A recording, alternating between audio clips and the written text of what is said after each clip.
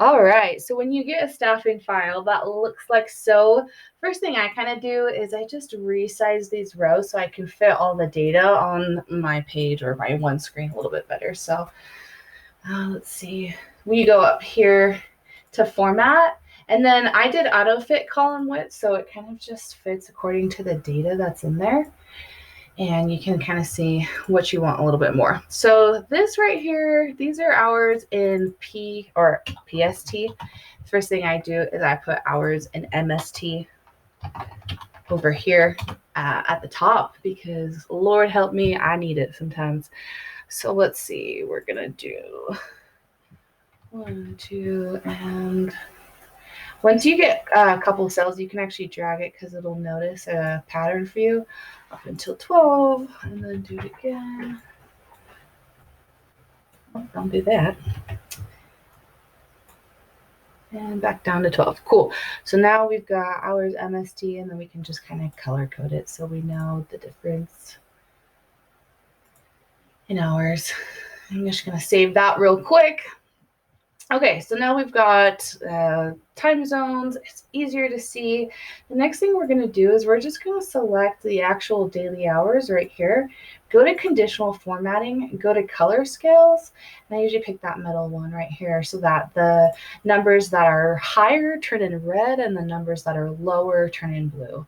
And the reason that you don't do like all numbers all at once is because it's a color coding based on the data set that you've chosen. So I always try to, do it, this guy and then this guy rather than all together, because this 627 is going to make all those 25s look like nothing, if that makes any sense. So then the last thing is just the total amount of hours that it calls for per day. And that. And you only need to do that per channel. So, like so. And as you go through the whole entire document, it'll end up looking like you want to see. So this, one right here just shows you how to fill out the staffing file, but this kind of gives you an idea of like how many hours per day, what are going to be your biggest days, and this gives you an idea of when your biggest hours are. So of course, like when you want to make sure you have the most staff and overlapping. All right. So we've got one in nanos. Nice, keeping it easy for us. And no change there.